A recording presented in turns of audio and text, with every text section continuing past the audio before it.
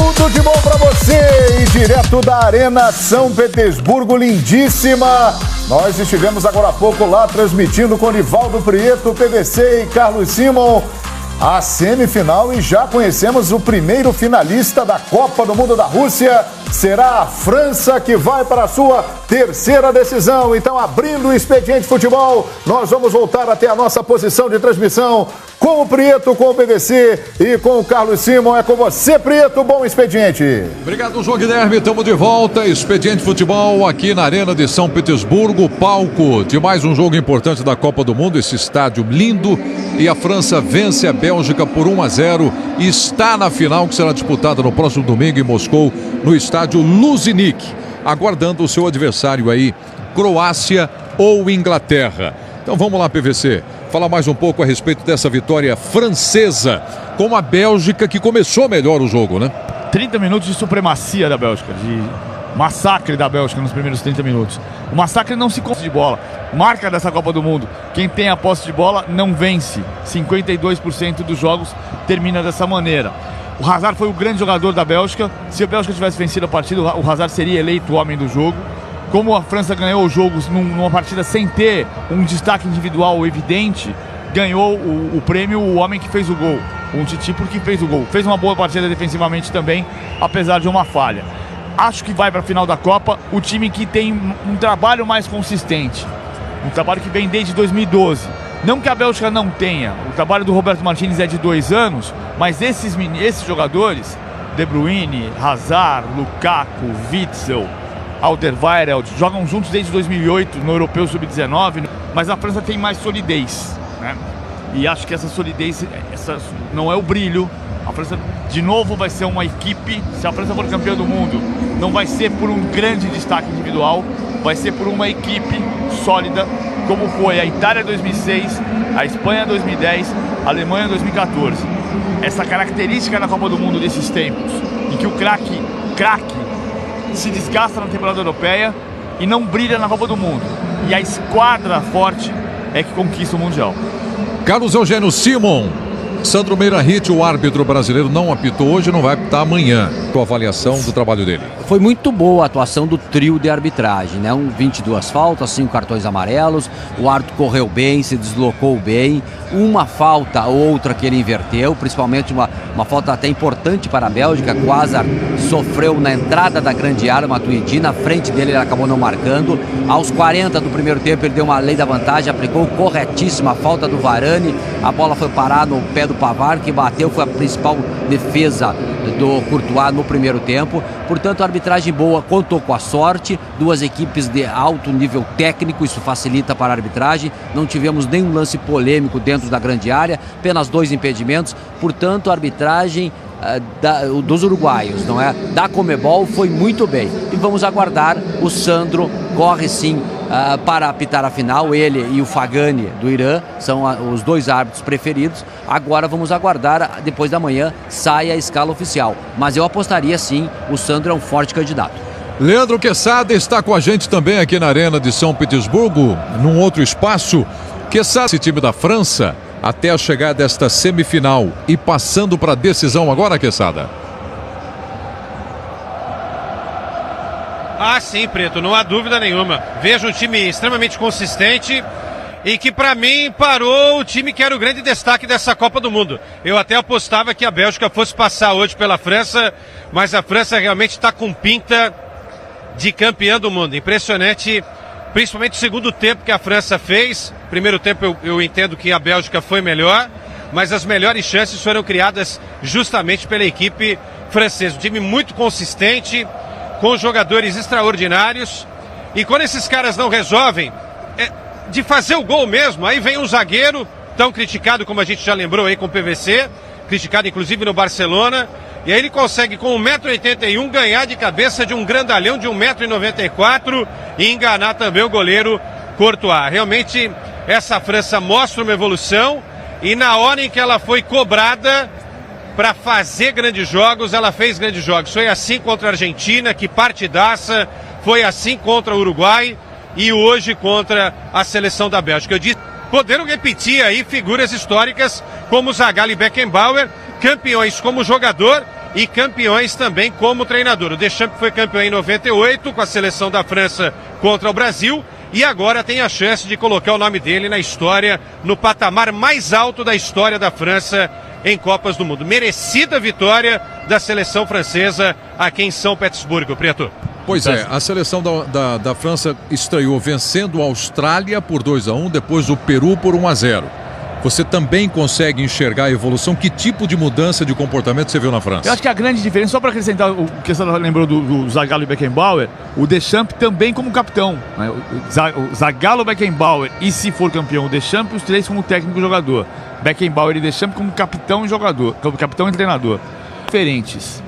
Então eu falei, quando chegamos aqui à Rússia, que eu tinha me encantado e tinha colocado a França como um candidato ao título por causa da atuação contra a Itália. No amistoso contra a Itália, a França atropelou a Itália, com velocidade, com um trio ofensivo formado por Mbappé, Griezmann e Dembélé. Quando ela entrou contra a Austrália, com o mesmo trio, ela percebeu uma característica dessa Copa do Mundo, que eu tenho dito que é a Copa do Mundo do Propke, ou seja, Propke que é a rolha. No Rio de Janeiro, a palavra é engarrafamento, aqui é rolha, Propke. Você precisa tirar a rolha para desfrutar do jogo, como se você tirasse a rolha de um vinho para desfrutar de um bom vinho. Ela descobriu que não tinha essa condição. Então ela mudou contra a Austrália no intervalo do jogo e colocou o Giroud para fazer o pêndulo, para fazer o pivô.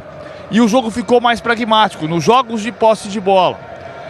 Mas ela teve uma atuação que foi diferente de todas. A atuação contra a Argentina foi um espetáculo, foi o grande jogo da Copa do Mundo.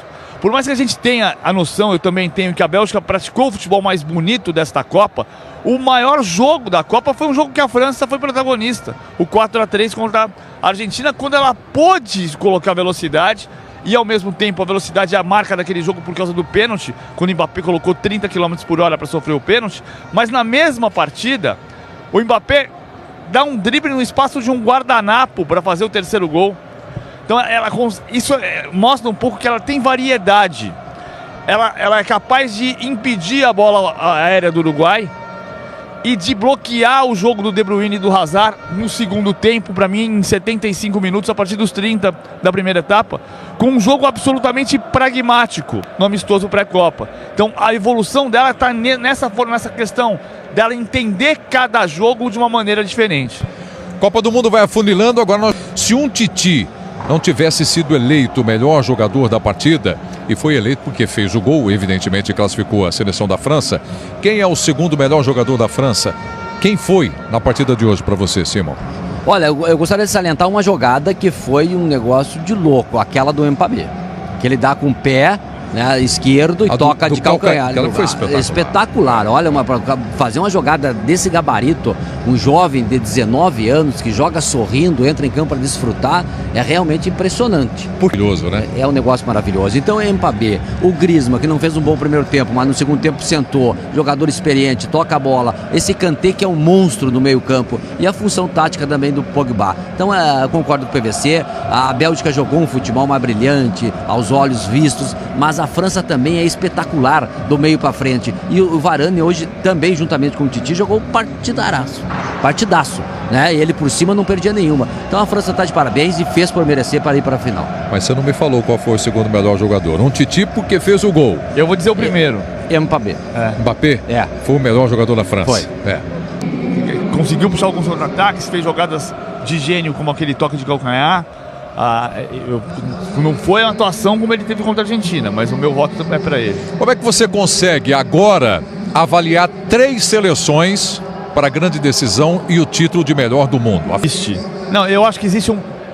Você sabe que você tem o Brasil é uma exceção em várias coisas. Se você pegar a Copa do Mundo desde 1930, você vai descobrir que todos os técnicos campeões do mundo, e o Alberto Suppici, que é o primeiro técnico campeão do mundo em 1930, quando o futebol era diferente. O técnico não era tão relevante, digamos assim. De lá para cá, você tem Marcelo Lippi com 2 anos de trabalho, foi campeão do mundo. O Vicente Del Bosque com 2 anos de trabalho foi campeão do mundo. Então, de 20 Copas do Mundo, 4 do Brasil, mais 3, 7 de 20 Copas do Mundo. Esta aqui, diferentemente, teve 3 semifinalistas com menos de 3 anos de trabalho. Só o Deschamps tem mais. Ele tem 6 anos de trabalho. E eu acho que isso faz diferença. para você conhecer o repertório. Se fizesse toda a diferença, a Alemanha do Joaquim Löw não estava eliminada na fase de grupos. Claro. Mas faz diferença para você conhecer o repertório que você tem à disposição. Jogos a chegar a uma final desde o Rinus Michels. Rinus Michels chegou no 10º jogo dele como técnico da seleção da Holanda. E o Dalit pode chegar no 13º. Amanhã é o 13º jogo dele como técnico da Croácia. Faz diferença. Eu acho a Inglaterra mais sólida para ganhar o jogo. Até o Eugênio outro dia destacou o trabalho do Alan Russell, o escocês, que faz parte da comissão técnica do Southgate. Jogo de prorrogação, jogo de pênaltis, enfim.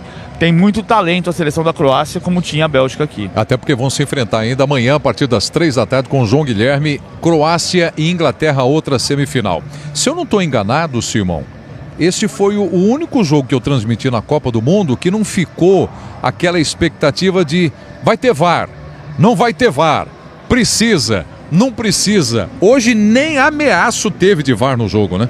No primeiro tempo que você me olhou numa jogada do Giroud ali, que ele entrou dentro da grande área, numa disputa de bola com o Hazard, né? E aí ficou, mas não precisou de VAR. Realmente também tem mudado muito. O que nós vimos de VAR na primeira fase da competição, nós não temos visto pano para manga. Mas enfim, né? Hoje não teve de fato a necessidade, acredito que amanhã também não. O jogo que a primeira falta foi aos 20 do primeiro tempo, né? Um jogo de duas equipes técnicas. Amanhã talvez mude um pouquinho.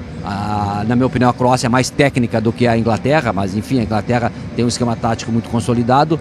Então a arbitragem amanhã é do Cüneyt Çakır, é um árbitro turco, não é? Então é um clássico europeu, os jogadores já conhecem a filosofia de trabalho dele e deve facilitar. A tendência dessas finais é bola no chão, não é? E a arbitragem só coordenar, só ter a preocupação de não estragar o jogo, né? É só levar na boa, que não tem problema nenhum, porque a tendência das finais de Copa do Mundo tem sido assim. Pois é, e que isso é fundamental, como disse o Simon aqui. A primeira falta do jogo aos 20 minutos. Cometida pela Bélgica. E a primeira falta da França aos 35 minutos. Então foi um jogo maravilhoso, né? E a falta foi cometida pelo Griezmann, que não é de fazer muitas faltas, mas só para corrigir uma informação, a última Copa do Mundo, a final foi muito tranquila. A penúltima na África do Sul foi uma das piores arbitragens de todas as Copas do Howard Webb, o árbitro inglês, naquele jogo Espanha e Holanda, em que o pau cantou e o árbitro ficou omisso. De Jong. De Jong. Ele. É isso aí. Esse é o nome. Valeu, PVC!